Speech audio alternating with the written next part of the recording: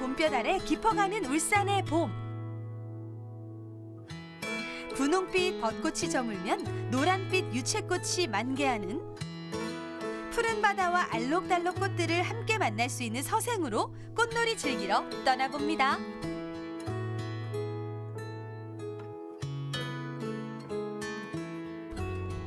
울산의 봄꽃을 만나는 그 두 번째 시간, 오늘은 서생포에 왔는데요. 서생포 하면 떠오르는 이곳은요, 바로 서생포 외성입니다. 지금 바로 만나보시죠. 임진왜란 때 일본군에 의해 지어진 외성은 해발 133m 산꼭대기에 자리하고 있는데요. 안녕하세요. 위에 보시고 오셨어요? 네. 예뻐요? 네, 아직 그래도 예뻐요?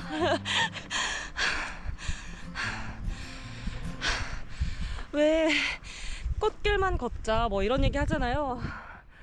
여기 지금 벚꽃이 떨어지면서 꽃길이 보이긴 하는데 그 서생포 외성의 벚꽃 보려고 하니까 진짜 너무 힘든 것 같아요. 그래도 도착하면 이 힘든 거는 다 잊혀지겠죠.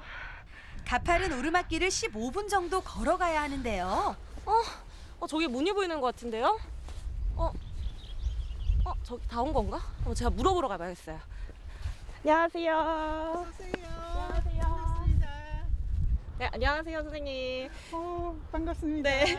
저기에 보면 제가 보니까 문이 보이는데 이게 네. 지금 서생포 외성에 도착을 한 건가요? 네, 여기가 성 안이고요. 네네. 성 안에서도 이제 이 문이 외성의 주 출입문이 됩니다. 아, 예. 그러면 이제 조금만 더 가면 이 벚꽃을 더 만개한 걸 볼 수 있을까요? 네.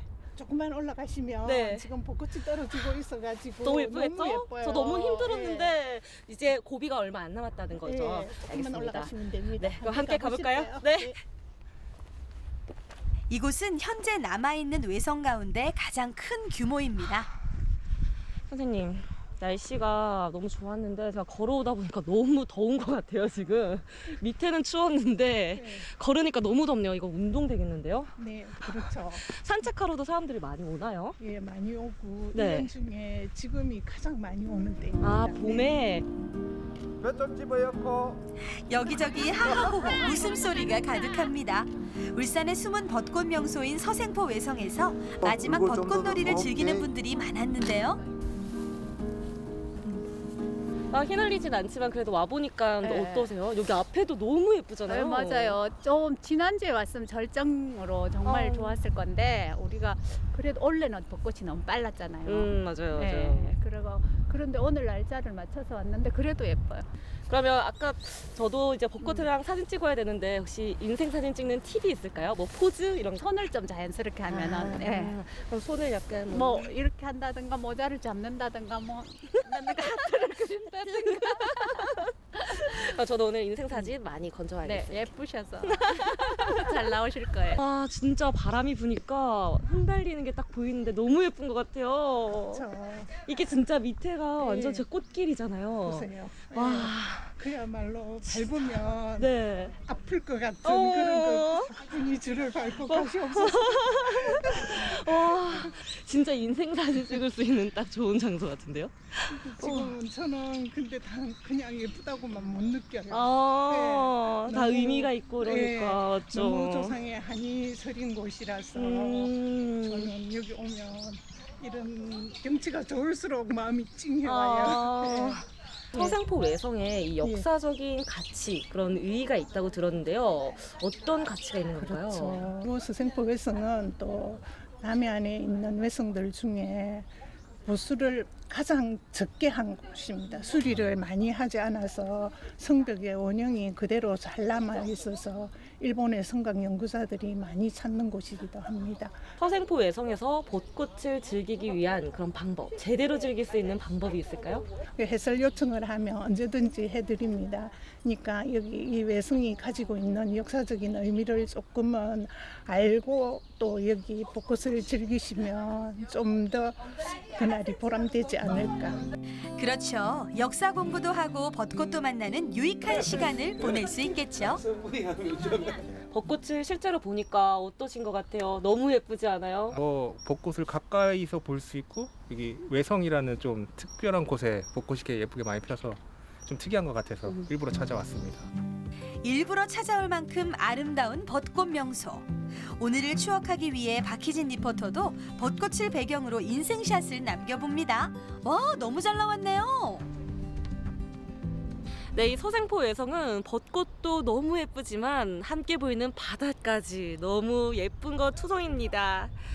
와, 서생포 외성의 벚꽃을 눈에 담고 이번엔 또 다른 봄꽃을 만나러 왔습니다. 너무 좋다.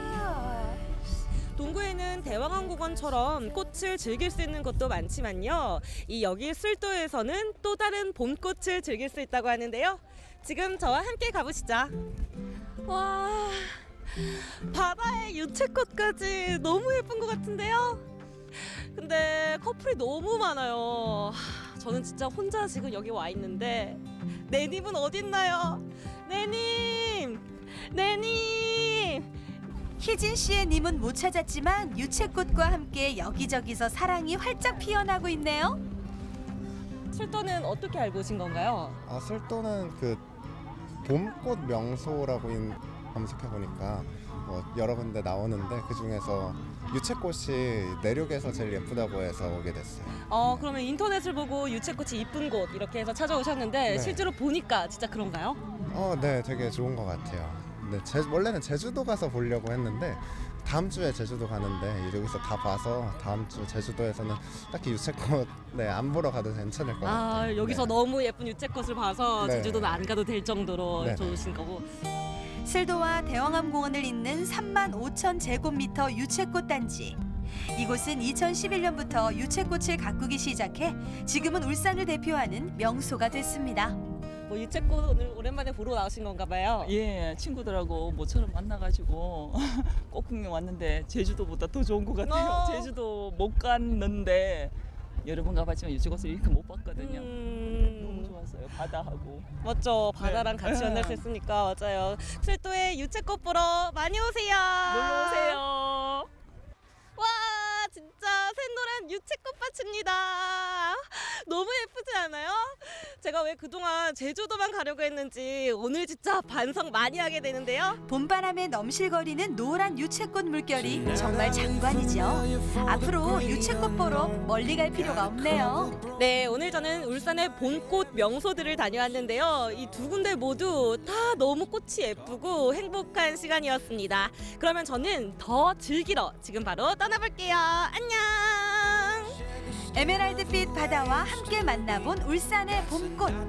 바다와 꽃을 보는 것만으로도 몸과 마음이 힐링되는 시간이었습니다. 그리고 다음 편엔 도심 가까이에서 자연을 만끽할 수 있는 민간 정원을 만나러 가니까요. 많이 기대해 주세요.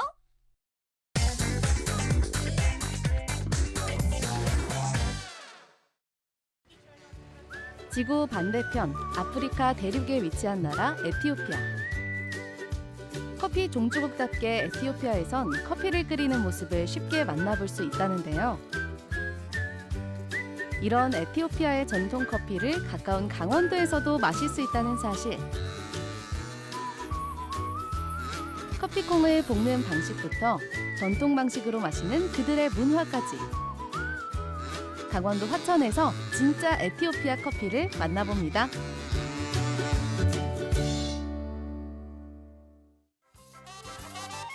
화천군 하남면 사마리에 위치한 한적한 산골 마을. 이곳에 최근 특별한 카페가 문을 열었는데요. 겉으로 보기엔 평범해 보이지만 안에 들어가 보면 이국적인 소품이 한가득. 주인장이 에티오피아 현지에 살면서 하나둘 모아온 소중한 소장품들이라고 합니다. 모두 에티오피아 작가의 작품이죠. 알고 보니 주인장 부부는 에티오피아 교민이라는데요. 저 28년 됐어요. 28년? 네. 저도 한 10년 정도요. 그 10년 정도 살고 한 2년은 이제 왔다 갔다 해요. 예. 12년. 12년 정도. 예. 에티오피아에는 한국 마을이 있습니다. 70여 년 전 우리를 위해 싸워준 6.25 전쟁 참전 용사들이 사는 곳입니다. Everybody, veterans child or grandchild is here. 하옥선 씨는 이곳에서 에티오피아 참전 용사 후원회를 운영하고 있죠. 그 6,037명의 참전용사분들이 지금 75명 남으셨거든요. 근데 그분들이 지금 90에서 100세 정도 되세요. 그래서 저는 그분들이 살아 계시는 한은 그분들을 돌보겠다는 어떤 그런 나만의 약속 이런 게 있어서 뭐 왔다 갔다는 하지만 그분들이 오래 사시면 좀 시간이 많이 걸리겠죠. 화천이 고향인 남편 오태일 씨는 아내의 활동을 지원하면서 한국에서 카페를 운영하고 있는데요. 에티오피아의 원두를 사흘에 한 번씩 직접 로스팅한다고 합니다. 그게 이제 손이 많이 가죠. 예. 기계다 넣고 한 번에 뭐 5kg, 7kg 하면 되는데 이거는 몇백 그램씩 해야 되니까 손이 많이 가는 거예요. 윤기가 자르르 흐르게 잘 볶아진 원두는 화천의 맑은 산공기 속에서 껍질을 날리며 식혀줍니다. 오태일 사장님표 에티오피아 커피 맛은 어떨까요? 아프리카 커피들은 보면은 지대가 높은 데서 또 온 일교차가 많은 데서 생산되는 커피가 대부분이기 때문에 커피 맛이 과일이 일교차 많은 데서 좋은 맛을 내듯이 커피도 그런 것 같아요. 요건 이제 예가체프의 전형적인 맛이 있어서 산미와 향미가 잘 어우러져 있어요. 그때 카페에 특별한 손님이 찾아왔습니다. 마치 고향집에라도 온 듯 반가워하는 에티오피아 소녀. 에티오피아 참전용사의 후손인 로렌은 현재 후원회의 장학금을 받으며 서울의 한 대학에서 유학 중입니다. 모처럼 찾아온 로렌을 위해 하옥선 씨가 맛있는 집밥을 차려주는데요. 한국식 집밥? 아니죠. 현재 식재료를 공수해야 만드는 진짜 에티오피아식 집밥입니다. 에티오피아에선 전통 발효빵 인제라에 여러 가지 소스를 곁들여 먹습니다. 우리는 간을 이렇게 보지, 그지? 짭짤해요. 잘 됐어요? 맛있어요? 잘했어. 소스는 이거이고요. 인제라를 찍고 먹는 거예요. 에티오피아도 콩을 좋아해요? 네. 저는 개인적으로 고기보다는 콩을 좋아하는 편이에요. 짜잔! 에티오피아의 전통 집밥인 인제라 정식 완성이요. 당근, 고추, 양파 등 다양한 채소와 소스를 인제라에 싸 먹으면 되는데요. 여기서 중요한 건 수저 없이 손으로 먹어야 한다는 거. 다른 아프리카보다 전통 음식이 살아있는 곳이에요. 왜냐하면 식민지를 안 했기 때문에 자기네만의 음식이 고유하게 다 살아있어요. 로렌을 위한 또 하나의 특식. 닭고기를 넣어 만든 매콤한 소스 도로왓도 곁들입니다. 와, 이거 정말 맛있겠네요. 좋아하는 명절 때 먹는 음식 이거라서 닭고기로 만드는 음식이라서 저는 아마 제일 좋아하는 거는 닭고기. 돼지고기를 먹지 않는 에티오피아에선 양고기와 함께 닭고기가 많이 쓰인다는 사실. 푸짐하게 차렸으니 어서 식사해 볼까요? 참, 손으로 식사하는 만큼 식전 손 씻기는 에티오피아 국룰이랍니다. 아낙네들이 방앗간에 가서 직접 갈아갖고 그래서 이제 집에서 발효를 한 3일 정도 발효를 시켜서 그래서 여기 보면 구멍이 뽕뽕뽕뽕 나와 있죠. 술빵처럼. 이게 3일 정도 발효를 한 거예요. 이걸 이렇게 먹으면 신맛이 굉장히 강한 맛이 나요. 어때요? 고향 맛이 나나요? 맛있어? 정말 맛있어요. 정말 맛있어요? 어때요? 맛이? 맛있어요. 정말 맛있어요. 맛있어. 네. 로렌처럼 한국에서 유학 중인 에티오피아 참전용사의 후손들은 이렇게 종종 화천에 놀러와 고향을 향한 그리움을 달랜다고 합니다. 이들에게 화천은 제2의 고향인 셈이죠. 6.25 때 한 17살 때 오시고 그때는 제 할아버지는 나이가 정말 그 어린 분이셨고 그때 그 머리에 그 총을 맞아서 그 일본에도 가고 그 거기에 수술 받고 우리 다시 에티오피아에서 돌아가시는 그런 구르샤 네.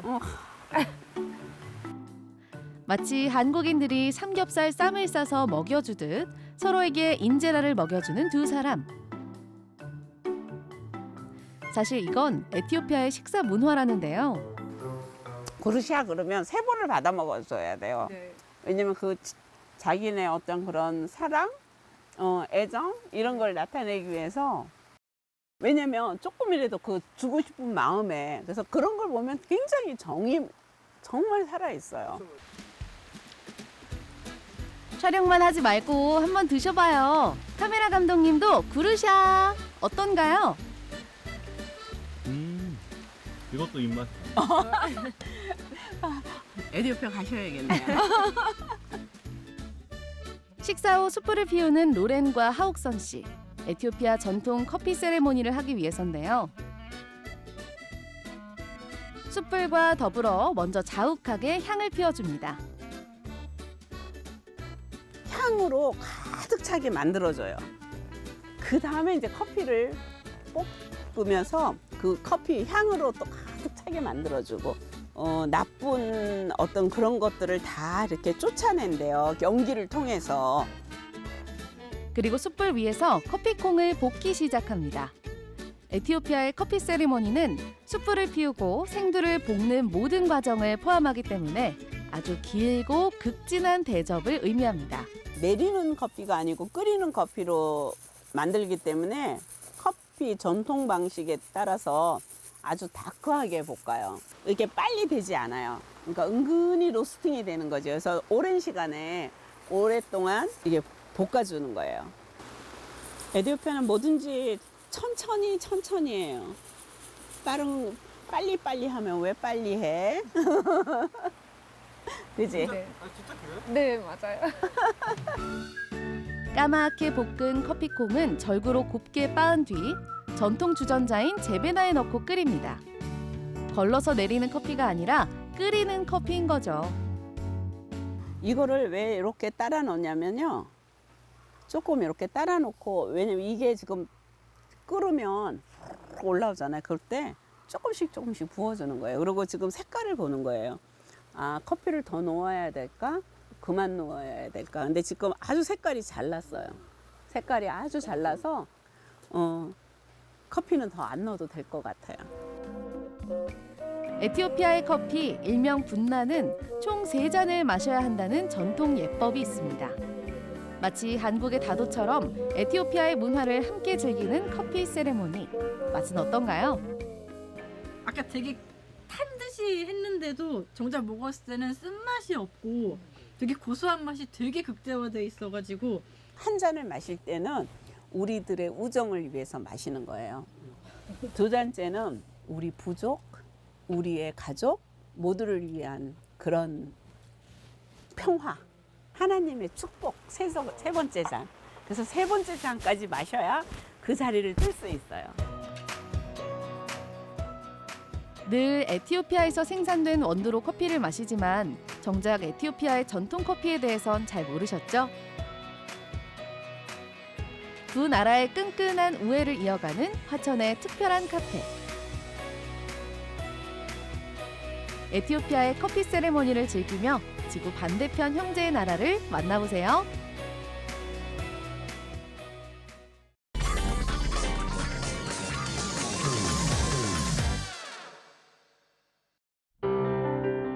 대전에서 활동하는 중견 조각가들의 특별전이 열리고 있습니다.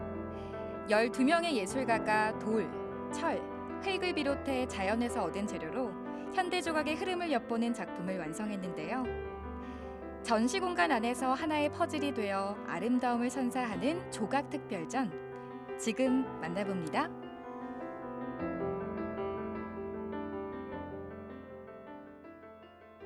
집안이 밋밋하거나 허전할 때 벽에 조각 하나, 그림 하나를 걸어두면 정말 멋진 아트월이 되잖아요. 그래서 저도 집에 그림을 하나 걸어뒀거든요. 지금 대전시립미술관에서는 공간에 대한 예술, 조각에 대한 특별전이 열리고 있다고 하거든요. 내부는 어떤 느낌일까요? 진짜 궁금한데 한번 둘러보러 갈까요? 대전시립미술관에서는 매년 봄마다 현대미술 기획전을 열고 있습니다. 올 봄에는 대전 조각가들의 특별전을 마련했는데요. 총 12명의 중견 조각가가 참여해 187점의 작품을 선보이고 있습니다. 서로 다른 작품이지만 자연과 인간의 삶이란 주제로 연결돼 있죠.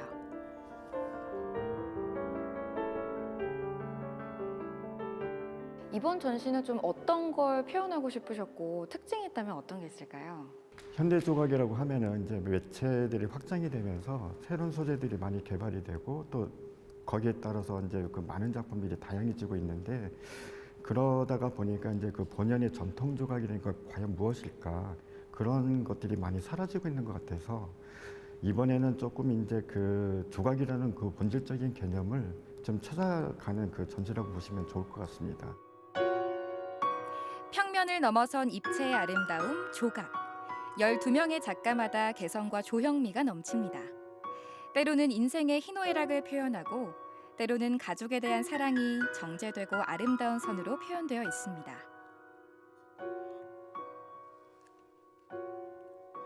알록달록한 색감으로 저의 눈길을 사로잡은 이 작품.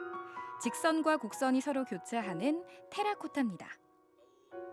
사실 이 작품은 아까 들어올 때도 굉장히 눈에 띄었거든요. 색감도 알록달록 다채롭고 약간 느낌이 트렌디한 느낌까지도 들어요. 이 작가 같은 경우는 이제 그 테라코타 형식으로 그 제작된 작품인데요. 보통 이 작가는 이 작품들 이렇게 딱 보면은 대부분이 인간이에요. 그 자연물에서 얻어지는 흙하고 돌하고 새가 있다 보니까 자연스럽게 소재도 인간하고 자연들이 많거든요.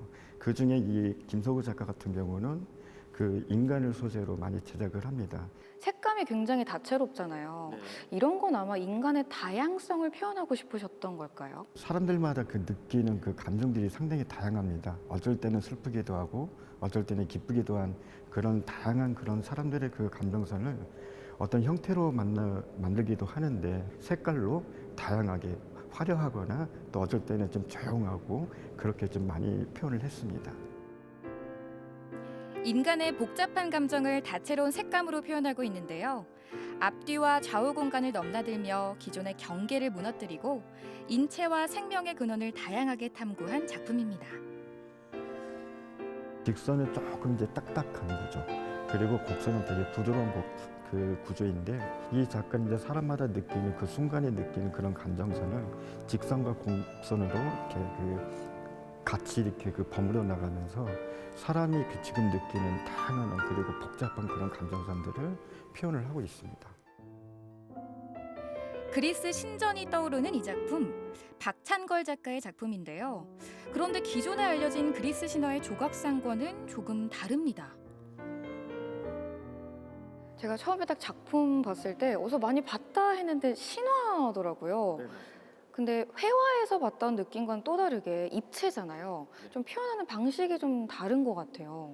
우리는 보통 이제 그 평면 회화에서 봤었던 뭐 보티첼리, 비너스라든가 이런 것들을 3차원 형식으로 이끌어내면서 뒷면도 보고 옆면도 볼 수 있는 그런 입체 조각을 하고 있어요. 근데 예전 같은 경우는 이제 뭐 대리석을 너무 이렇게 곱게 이렇게 만들어가지고 마치 진짜 피부를 만지는 것처럼 부드럽게 표현을 했다라고 한다면 최근에 이제 컴퓨터 그래픽을 이용을 해가지고 새로운 조형성을 이제 나타내기 시작했거든요.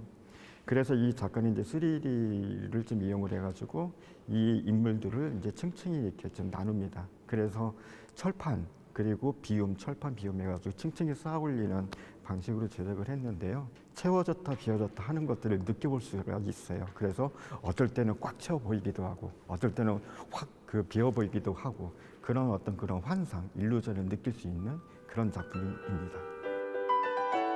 명화의 이미지를 차용하고 대중매체의 유명 아이콘을 재구성했는데요. 작품을 바라보는 각도에 따라 나누어지고 채워지는 형태가 계속 달라지는 효과도 연출했습니다.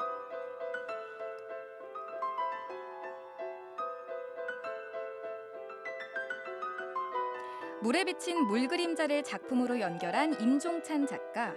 최근 일루전이라는 주제로 작품 활동을 하고 있는데요. 물의 파장에 따라 일그러지고 굴절되는 현상에 주목하며 보이지 않는 이면의 허상을 지적하고 있습니다.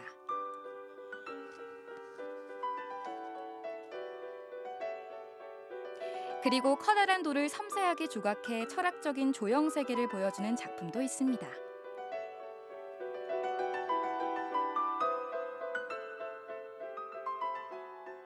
이 작품은요, 뭔가 세포 분열 같기도 하고요. 뭔가 생명체가 막 피어나는 것 같은 그런 느낌이 들더라고요. 이 작가는 어떤 걸 좀 표현하고 싶었을까요? 그 자신이 봐왔던 그 생명에 대한 이야기들을 좀 많이 하고 있는데요. 밑에 하단부 같은 경우는 이제 그 식물의 어떤 그 줄기라든가 뿌리 같은 것들을 그 표현을 했고요.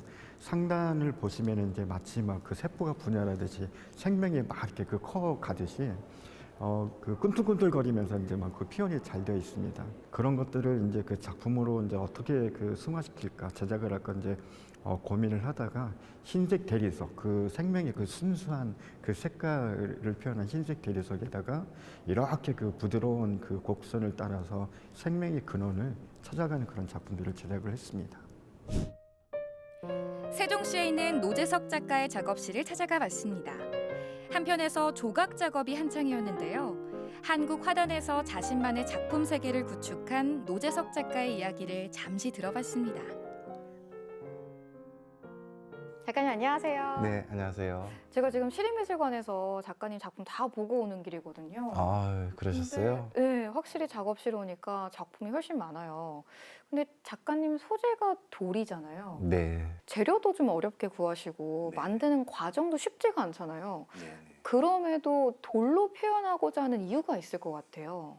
돌, 나무, 그다음에 또 이런 흙, 뭐 이런 정도가 이제 기본적인 자연에서 나오는 소재들인데 작품을 끝냈을 경우에 그 느낌이 아무래도 다른 소재보다는 감동을 주는 소재이고 묵직한 소재이기도 하고 또 조각 표현에 있어서 아주 적합한 재료이기 때문에 주로 지금 저는 돌을 가지고 많이 사용하고 있습니다. 자연에서 채취한 돌에 생명을 불어넣는 노재석 작가. 선과 면을 결합하기를 수차례 새로운 시공간을 탄생시킵니다. 자연 속에서 모든 느꼈던 저의 마음이 제 작품 속에 담겨 있다고 보면 될 것 같은데요. 그 하나하나에 저에게 담겨진 이미지, 그 조형적 이미지를 저는 제 머릿속에 갖고 있어서 그 속에서 저 나름대로의 조형적 감각을 통해서 새롭게 탄생을 하는 거거든요. 노재석 작가는 작품을 통해 자연의 순환과 인간의 사유 공간이 결국 하나임을 말하고 있는데요. 그의 작품 세계는 자연 속에 숨겨진 생명의 근원을 찾아가는 과정이라는 평가를 받고 있습니다. 앞으로는 좀 어떤 작업을 더 해보고 싶으세요? 앞으로는 돌 플러스 이 자연 속에서 나오는 물질을 가지고 설치 쪽으로 좀 작품을 하지 않을까라는 생각을 갖게 되는데 그거는 장담을 못 하겠고요. 자연이 주는 감동 속에서 제가 표현하는 작품의 소재가 돌이냐 아니면 다른 것이냐는 앞으로 고민해야 될 문제인 것 같습니다. 삶에 대한 고뇌, 또 자연과 우주의 섭리를 자신만의 색채와 방법으로 표현한 조각 작품들. 대전 현대조각의 흐름을 살펴보는 좋은 기회입니다.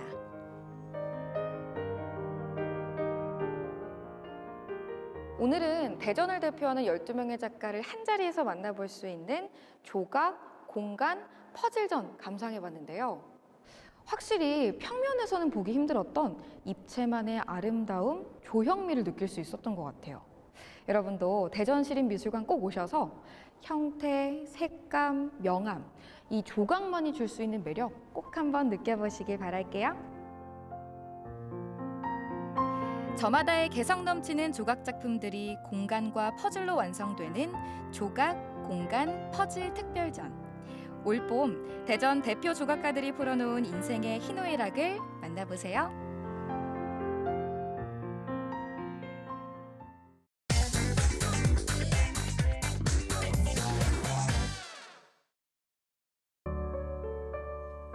아, 날씨 좋다.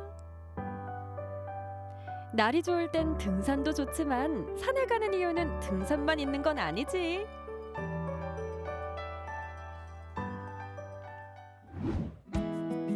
지리산 자락에 있는 한적한 마을. 저희 가게는 그 텃밭에서 나오는 야채와 나물들로 영양토속밥을 맛있게 만들어서 손님들한테 제공하고 있습니다.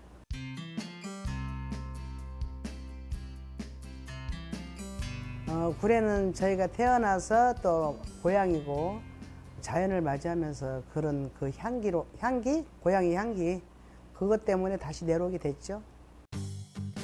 통창이니까 진짜 좋다. 밥 먹으면서도 지리산 풍경이 다 보이네.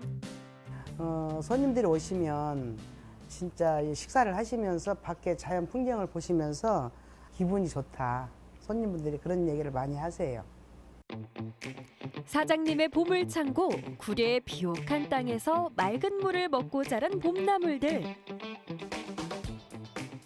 우리 가게는 특징이 시장에서 구입을 하지 않고 고사리나 야채 나물, 모이나물, 시금치, 방풍나물로 인해서 직접 신선하게 손님들한테 제공하고 출처도 확실, 손맛도 확실. 아, 고소하니 맛있겠다.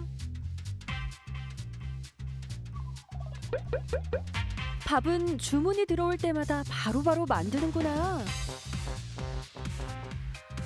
지역마다 다르겠지만 저희 집 영양돌솥밥은 갓 지은 밥에 버섯과 콩, 은행 이런 걸로 인해서 그 밥을 짓고 있습니다.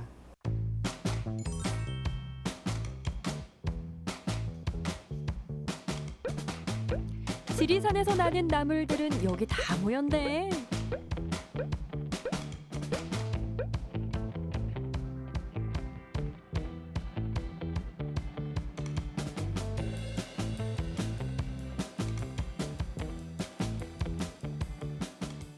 저희 집에는 그 영양돌솥밥에 여러 가지 나물과 반찬을 같이 곁들이면서 먹으면서 후식으로 누룽지를 만들어서 곁들이면서 먹는 게 맛있습니다.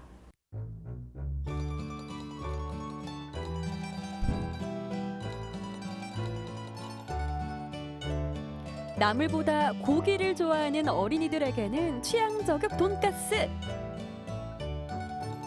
내 취향도 저격. 우리 가게를 어떤 손님이 오시든 간에 그냥 내 집같이 와서 편안하게 먹을 수 있는 그런 가게를 꾸준히 운영하고 싶어요.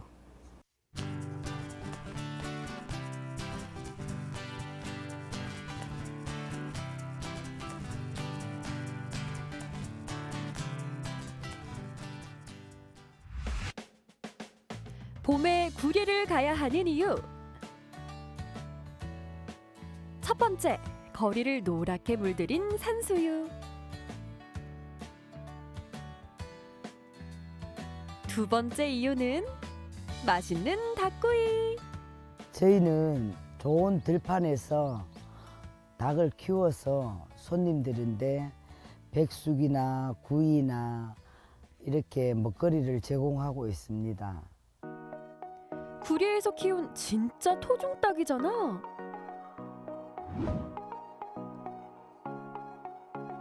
닭은 토종닭이고 수탉을 많이 키워요. 먹으면 고소하고 아주 부드럽고 맛있습니다. 닭 요리의 포인트는 잡내 없애기. 육회를 드셔도 잡내가 안 난다 하면서 그렇게 말씀을 많이 하시는데 제가 하는 비법이 괜찮은 같은 그런 비법이에요.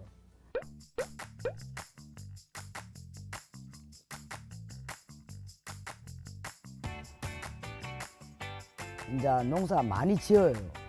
뭐 봄동 같은 거, 뭐 얼갈이 같은 거, 뭐 여기서 많이 쓰는 것들 식당에서 쓸 수 있는 나물 종류는 제가 거의 하는 편이에요.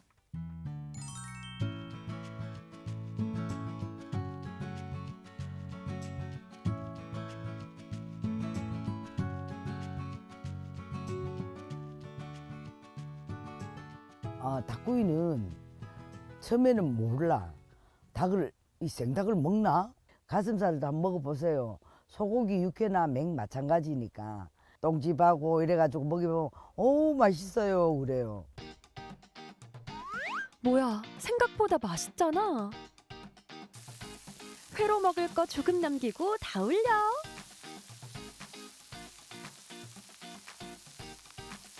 겉만 살짝 익히는 게 포인트라고.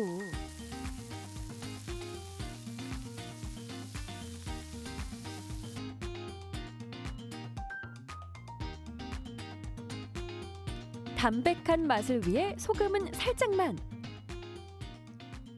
제가 봄 되면 장아찌를 많이 담거든요. 장아찌하고 드시면 질리지 않고 너무 맛있다 하면서 다들 즐기면서 맛있게 잘 잡숴요. 여기에 막걸리가 또 빠질 수 없지. 골고루 섞어.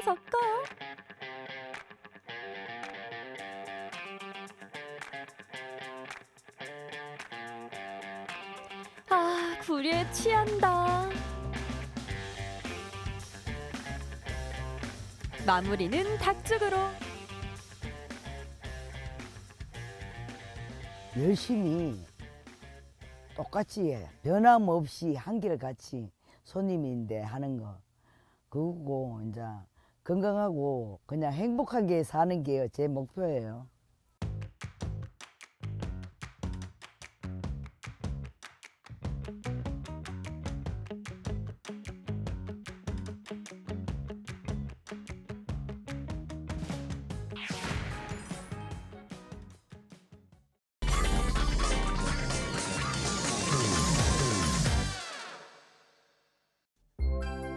대구 근교의 한적한 마을. 이곳에는 황토색 벽돌을 쌓아 만든 건물 하나가 우뚝 서 있는데요. 자세히 봐야 교회구나 짐작하게 되는 이 건물이 최근 유명세를 얻기 시작했습니다.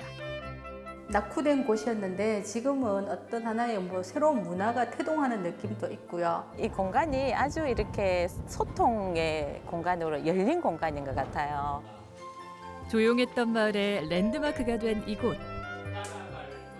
문화의 중심지가 된 작은 교회 이야기 지금 시작합니다.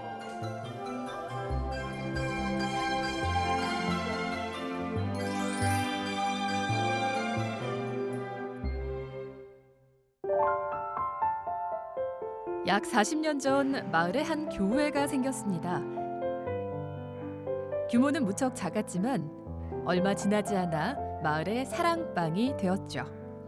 1986년에 여기에 4월 달에 왔고요. 그래서 여기 처음에 왔을 때에는 이곳에는 뭐 길도 없었고 전부 다 논밭이고 해서 경산에서 가장 낙후된 지역이라고 해서 젊은 마음으로 뭐 여기 오게 됐습니다.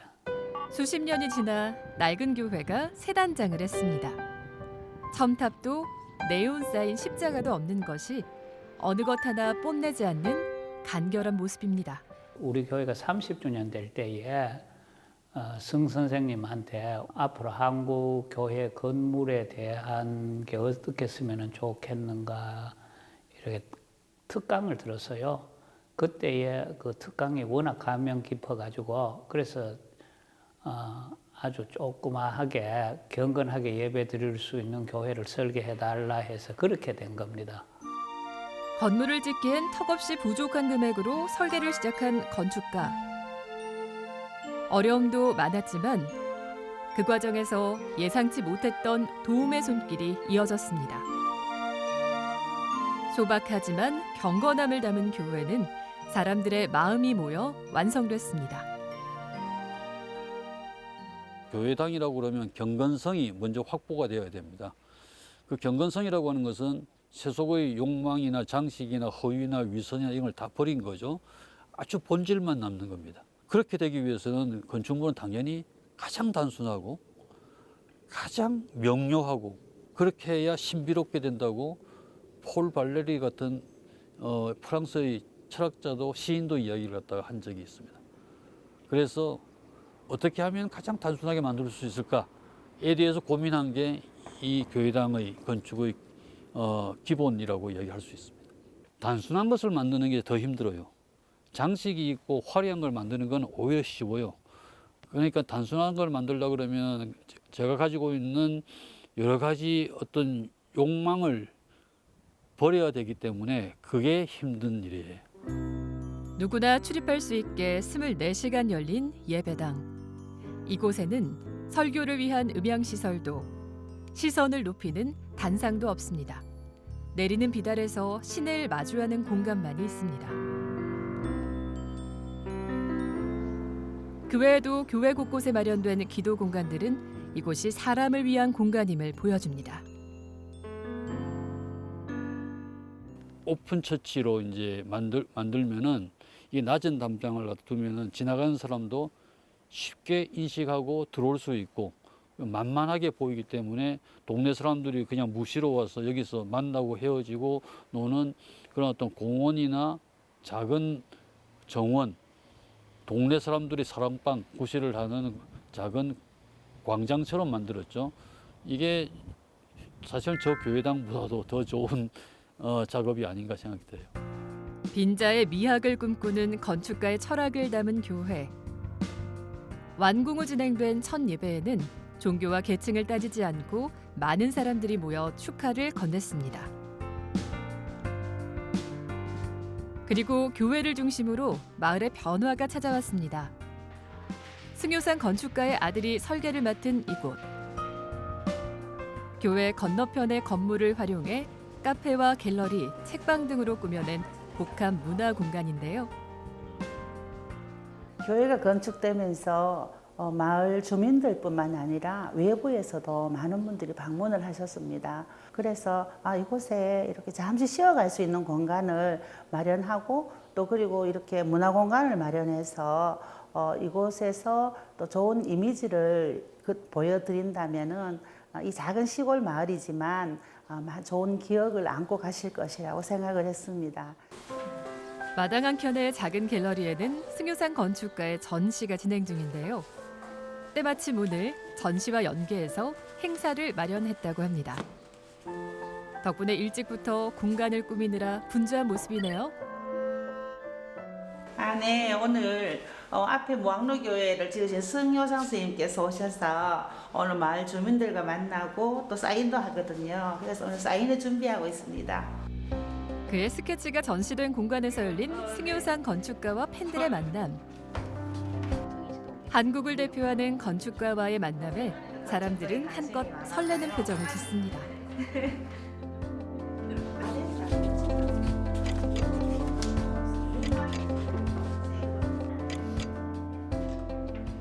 저에게는 무학로교회가 정말 쉼을 줄 수 있는 공간이라 이 건물을 건축해 주신 선생님을 뵙게 되어서 정말 저에게는 뜻깊은 하루였던 것 같습니다. 저 교회는 처음 와봤는데요. 선생님이 늘 하시던 공간이 사람을 만든다라는 그런 말씀이 정말 딱 와닿는 그런 교회였어요.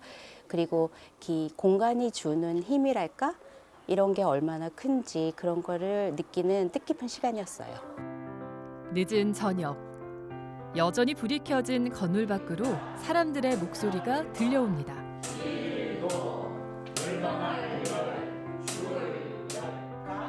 밤중에 열린 천자문 강의. 이를 가르치는 훈장님은 다름 아닌 조원경 목사입니다.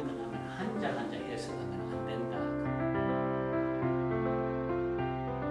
처음에는 우리나라에 가장 정신적인 영향력을 끼친 그 퇴계 선생이 계시니까 퇴계 선생 시로 수업을 하다가 너무 어려워가지고 그래서 천자문으로 그래 하게 되었습니다. 다양한 분야의 전문가들이 음악과 미술, 시, 한자까지 지역민들을 위한 강좌를 운영 중입니다. 따라갈 준, 따라갈 준, 하순 약속하고 독할가, 우리 가혹하다 하죠. 독한 법을 갖다가 진나라의 독한 법을 없애버리고 진전 마곡하고 모두 죄 우두머리 죄 배운 지는 지난해부터 올해 이제 2년 차 되는데요. 이 목사님이시기도 한데 신학 박사이시기도 하고 또 동양학 박사 학위를 가지고 계셔서 그런지 수업의 질이 굉장히 높습니다. 그래서 평소 때 생각 못하는 사람과의 관계라든지 그런 유학에 대한 이런 걸 배울 수 있어서 너무 좋습니다. 저는 지금 여기서 한 32년 가까이 살았는데 처음에 이 동네는 상당히 낙후되었습니다. 그런데 이 교회와 물벽 공간, 이 새 건물들이 들어서면서 사람들에게 쉼을 주고 감동을 주고 선한 영향, 힘을 느끼게 되는 역동적인 공간으로 완전히 바뀌었습니다. 너무너무 좋습니다. 여느 학교 못지않은 열정적인 강의로 하루가 저물어 갑니다. 며칠 뒤 기독교의 가장 큰 명절인 부활절을 맞아 교회가 한껏 떠들썩합니다.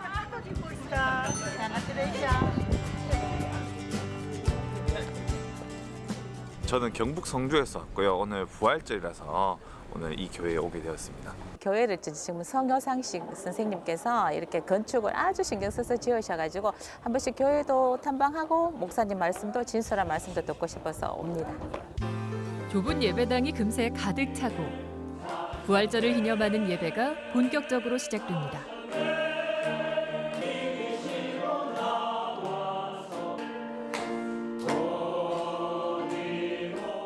찬송이 마무리되고 목사님의 설교가 이어집니다. 육신은 인간이 하나님께서 이 땅에 선물로 주신 귀한 존재라는 걸 깨닫고 과거에 내가 내 자신을 하나님으로 삼았던 것을 끊고 그래야 새로운 안식일에 들어갈 수 있다는 평안의 의미. 빛나는 장식 하나 없는 교회를 가득 채운 사람들.